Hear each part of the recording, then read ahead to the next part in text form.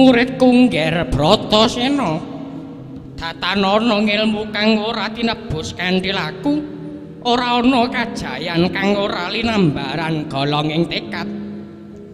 Yen sira kepengin gayuh sangkan paraning dumadi, golek ana papan durunge kayu gung susuing angin lan banyu suci Perwitasari. Ya ing kono sira bakal weruh dalan kasampurnaning urip, ya sangkan paraning dumadi. Ngger Bratasena.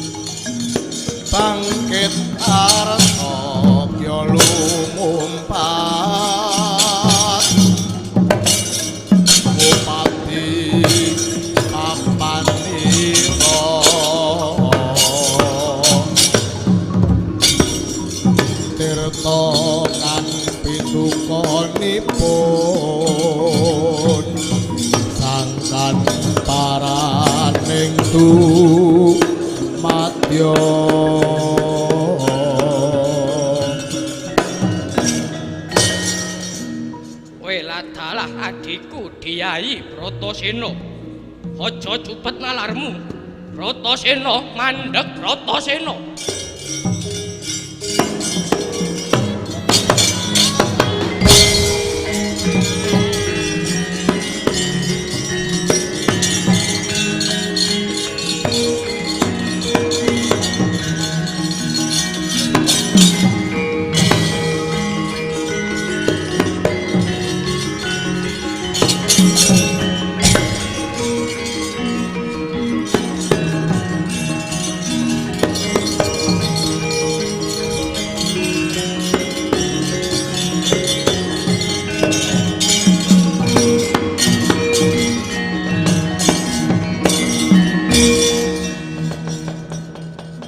Malumpat sampun prapting witing Nagasari.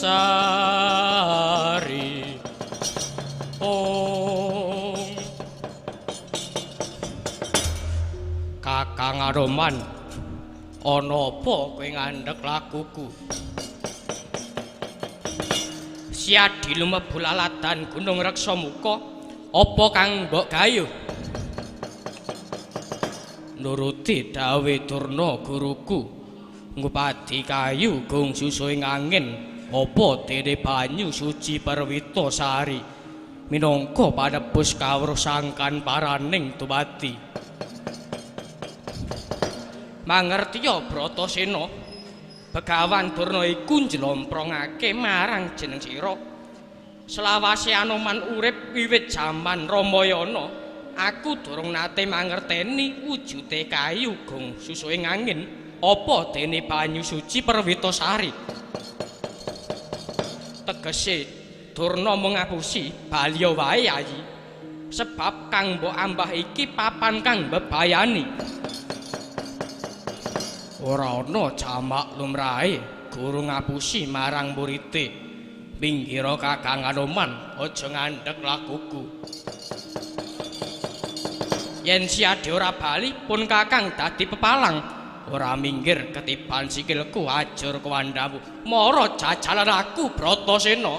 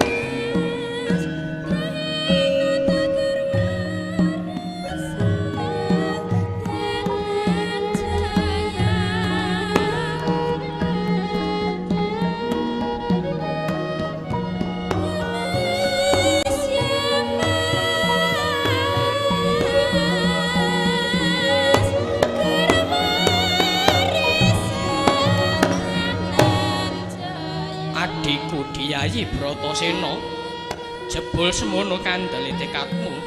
Yoh, pun Kakang pangestoni lakumu, muga sembada kang ginayu.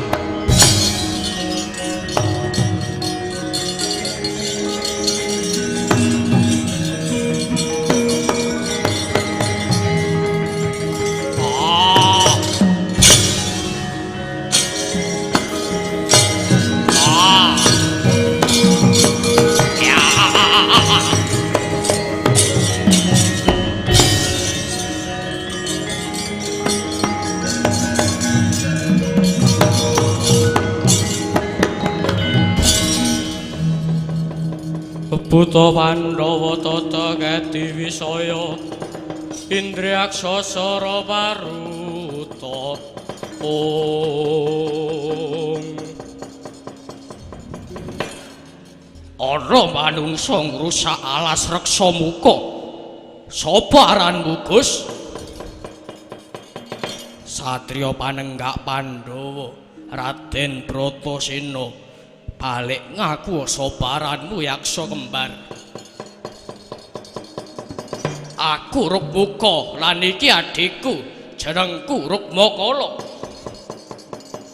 Aku lan kakangku iki buta kang tunggu alas reksa muka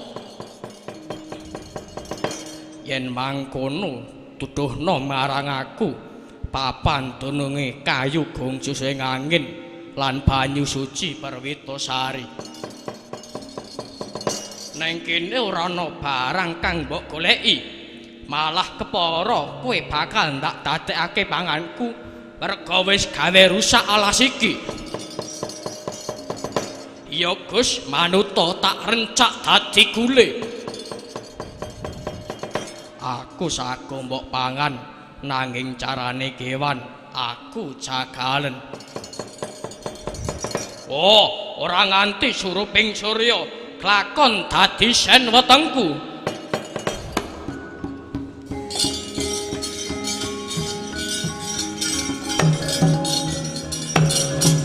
oh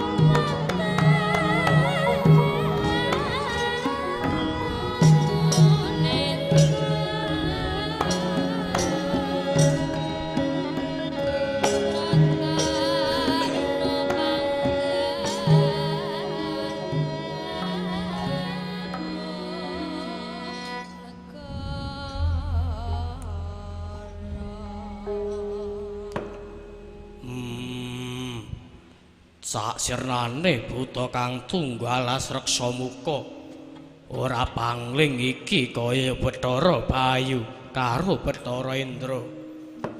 Bektiku katurana ngarsane Dewa Sakloron. Iya ngger Bratasena ulun Bathara Indra lan Bathara Bayu kang sesengilon dadi raseksa iki mau minangka pandadaraning tekad kita anggonira nggayuh ngilmu kasampurnan ya sangkan paraning dumadi. Yen mangkono Bukulun Sakloron mangerteni papan dununge kayu gong susuing angin. Kawrana ngger kang diarani kayu gong susuing angin iku tegese kandeling tekad kekayun utawa kekarepanira dene papan banyu suci. Perwitasari iku mapan ana punjere samudra Minangkalbu. Aku iki manungsa lumrah, mokal aku bisa urip ana sajroning banyu. Ngger Bratasena ora ana barang kang mokal lamun sira sumendhe marang pangwasaning Gusti kang murbeng jagat. Sakabehing bab bisa sira lakoni waton kang maha suci nyawiji mring kita. Mara tampanana ali-ali manik ing warih minangka sarana anggon kita ngambah dasaring samudra.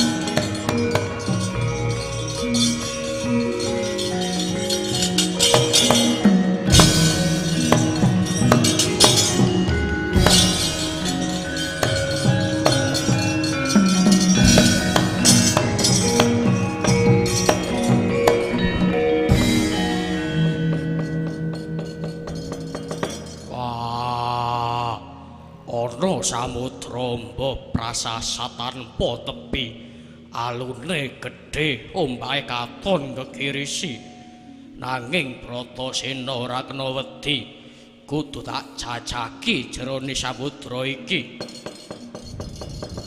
Ibu Kunthi aku njaluk pangestu mbarep kakangku dongamu kang tak jaluk.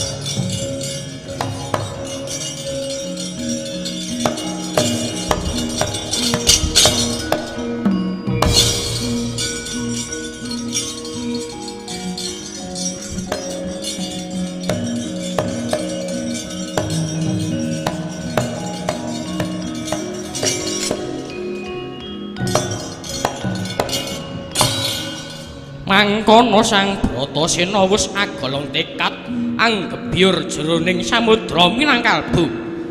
Ora mulat sangkan paraning bilai nenggih sang naga Nemburnawa kang arsa mejahi risang Bima.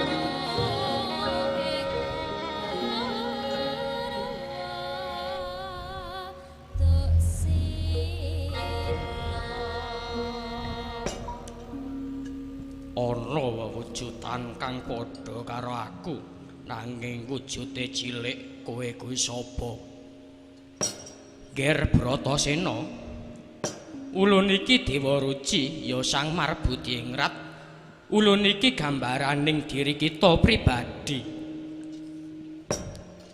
bukulun pangebekti kula kunjuk saha sedaya lepat kula nyuwun pangapunten